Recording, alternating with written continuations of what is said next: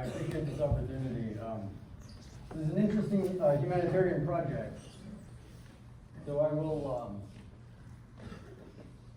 I'll play a 1-minute video to get started, and then while it's playing, I'll pass out these sheets so that you can ask questions or comments. We're looking for volunteers or just to brainstorm with your own kind of interesting, ambitious ideas.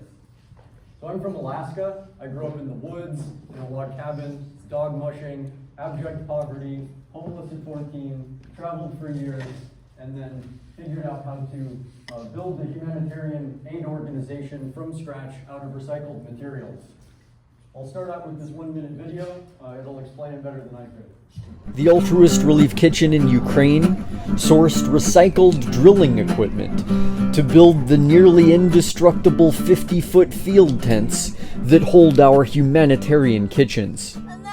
This industrial kitchen in Lviv can cook thousands of meals a day on wood-fired stoves without the need for gas or electricity, so that we can keep serving food even when nearby missile strikes take out utility infrastructure, causing citywide blackouts.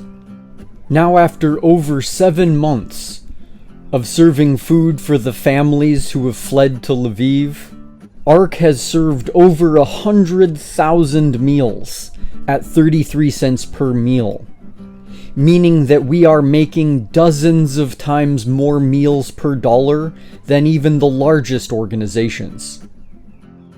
For the past 7 years, ARK has been serving food after floods and hurricanes in big cities, and serving food for refugee migrations in barren deserts, preparing for this event.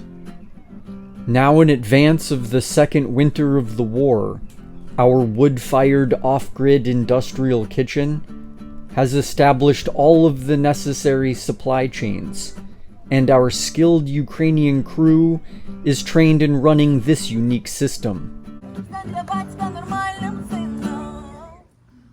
So the Altruist Relief Kitchen, it's a humanitarian project to provide the basic necessities: food, water, shelter, medical, sanitation, in the most difficult situations in the world: war, famine, flood, extreme poverty, in a radically sustainable, efficient, and transparent manner.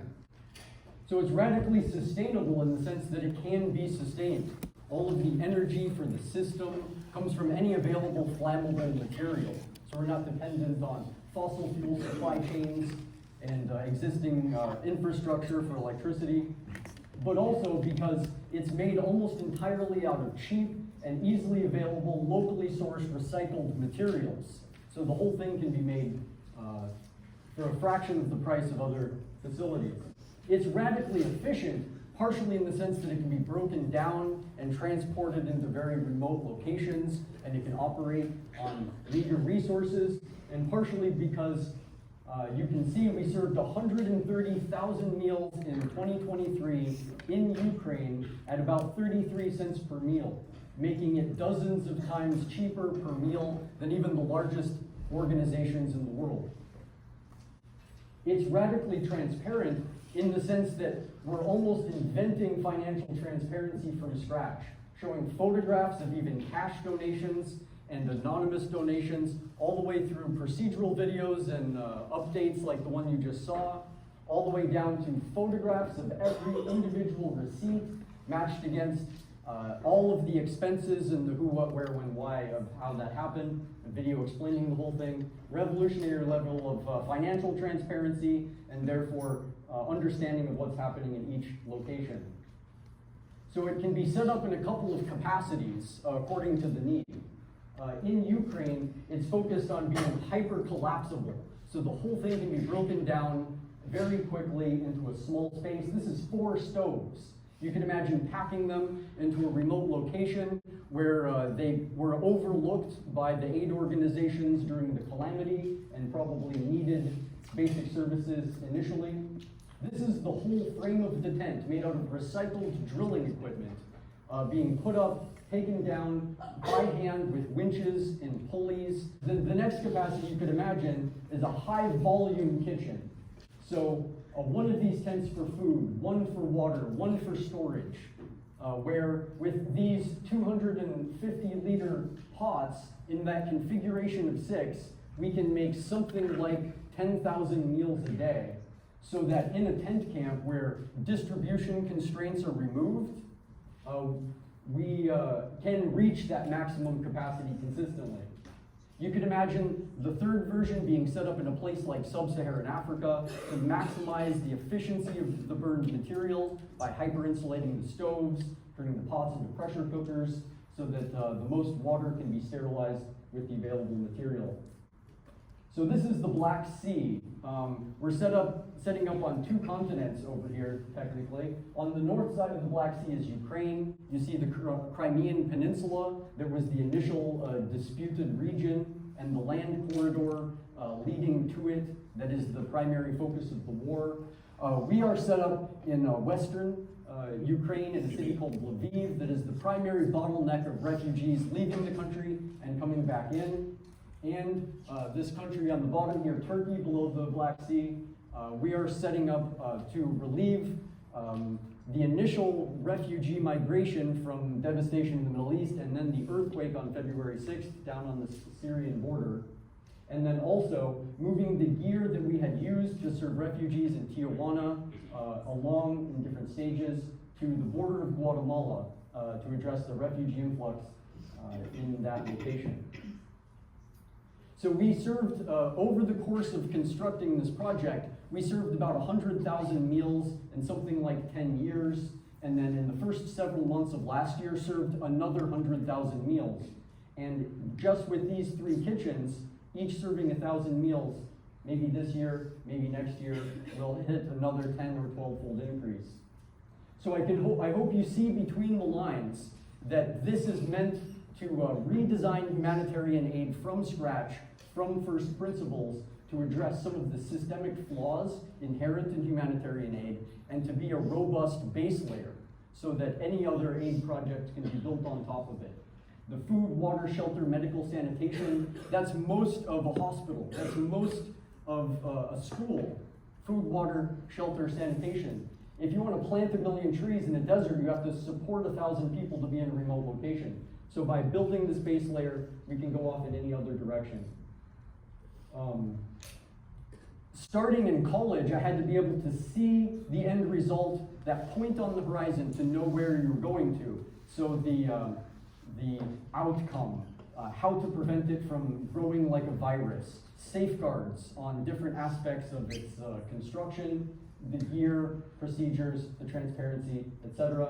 Then in the first few years, went to forest festivals just to practice serving thousands of food in a remote location, tapping mountain springs, filtering water. Moved into disaster relief in the southeast United States, a predictable disaster that happens every August, September, to deal with dense urban areas and high volume distribution complications. Moved into serving refugees near Tijuana, where we were dealing with crossing international borders and desert locations, extremely remote, operating around cartels, until last year, flying to Ukraine during the war, missile strikes, incessant blackouts in a foreign language. Building the whole thing from scratch out of recycled materials was really the catalyst that got the thing to happen. So we had 20,000 pounds of gear, we still do, on North America, moving down to Guatemala, but to build the whole thing from scratch very rapidly in Ukraine really set the thing off. So this capacity that we've established to build these kitchens from scratch, from recycled materials very quickly, means that we can duplicate it in each of those locations by setting up on these 3 continents, very large tent facility. It's also the same place that's necessary to build more of these kitchens. So we intend to do that in Turkey, move them around the Middle East, in Ukraine for these coming Baltic wars, and then in Central America for various degrees of devastation there. The idea is that by visualizing key actions with very little initial resources, you can do seemingly impossible things that have a positive feedback loop that create an increasing series of waves off into the future to change the world in surprising ways. Is about 5 millimeters high and 1 millimeter thick, and I will carefully place it. And the largest domino, it weighs about 100 pounds and is more than a meter tall.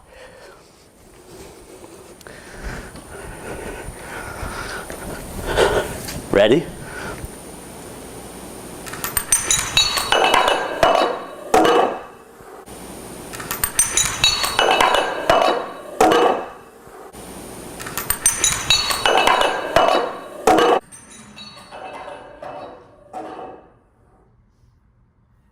So I'm interested both in helping you brainstorm your particular ambitious projects according to your talents and interests, because that visualization can go a long ways towards accomplishing impossible things, and I'm inviting you to participate in this project. It's taking on many different aspects in many different places.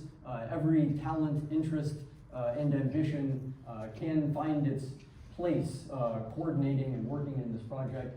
Thank you so much for your time. I really appreciate you taking a moment to think about this project.